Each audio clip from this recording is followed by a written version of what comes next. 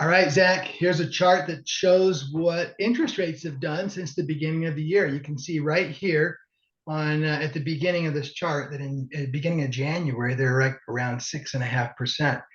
And then they just slowly went down and it bounced up a little bit. Then it took this really nice little V. You can see that in the chart that took place right around the 1st or 2nd of February. And then February was a brutal month for interest rates. You can see they just went up really fast. Depending on the loan amount, some of them actually hit 7 or slightly over 7. And then just in the last few days, they started to come back down a little bit. But I will say that's not without a lot of volatility because I watched the bond market carefully.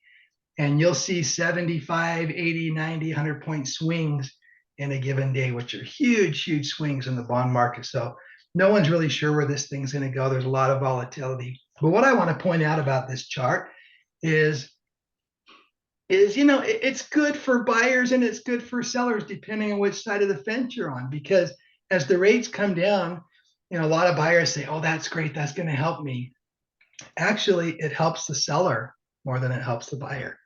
With the lower interest rate, that means there's more people coming in and bidding prices up. So sellers love that. They love to see that because now there's 5 people bidding on the house and they don't have to give concessions. They don't have to drop the price. But conversely, when rates go up, people pull off on the sidelines.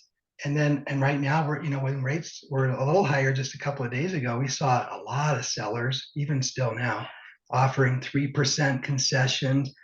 Some of these guys are paying 15, 16, $17,000 in closing costs for their buyer. In addition to that, they're also dropping the price, 15,000. So it's a really good win for a buyer if you can get into a high interest rate situation. I've heard some people say, hey, let it go to 8, because that means a lot more buyers will step off the playing field and I'll have a better opportunity to get a really good deal from a seller. What are your thoughts on that?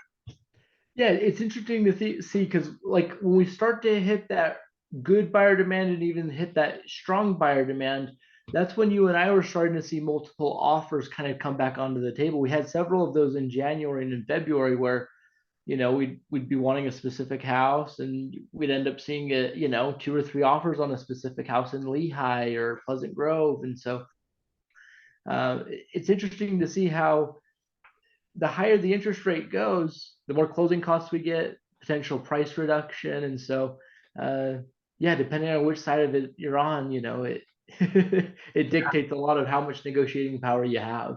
It does.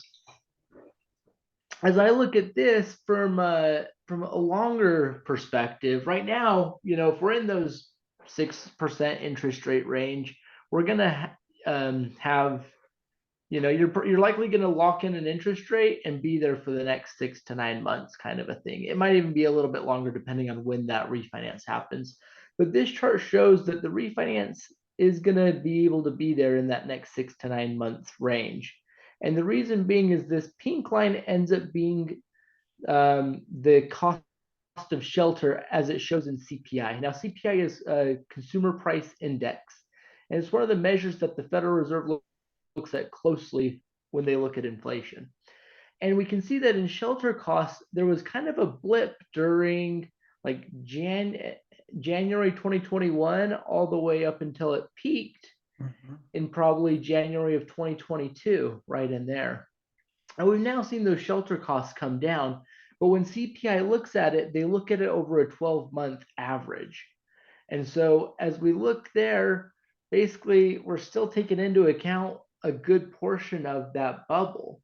And so once that kind of continues to level out like it has done, and we get a longer 12-month average, we're really looking forward to the May 10th CPI report that's going to come out, because that's when we're going to start to see the shelter portion on CPI report really well. And as we look at the percentage of this, it's a 43%. Like the shelter costs make up 43% of CPI. So it's a large portion where once we have this start to come down, those inflation numbers are just going to look better and better month over month, which is then just going to help rates to get down back into the low 5s, possibly high 4s by the end of the year is kind of what we're hearing and for right now. So Cool. Well, nice to see there's really a window right now for people, and I've talked to a couple of clients that said, hey, who cares if I get 6 or 7? It doesn't matter. I'm going to refinance in a year anyway.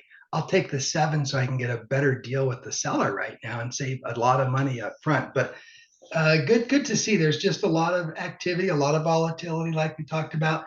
And based on this particular chart, you can see that the numbers, as they fall off, you go, it's a 12-month moving average, right? So you're going to fall off one and add another one. As that lower number gets added each time, then it's going to show inflation dropping down, and interest rates will come down. When that happens, people will flood into the market and prices will stabilize, and sellers will not be giving as good a deals as they are right now. So Right. So if I'm a buyer, I'm really looking at this saying I've got in between now and probably May 10th, while I've still got a really flexible seller. I think once we get past that May 10th report and that new CPI number comes out, I think sellers will start to feel it shift, and they'll start to say, I might not need to give that much in seller paid closing costs, or I might not have to lower my price that much to get it sold. And so I see this as a window between now to May 10th to, if you are a buyer, get serious and find that house that really fits well. awesome. Thanks, Zach.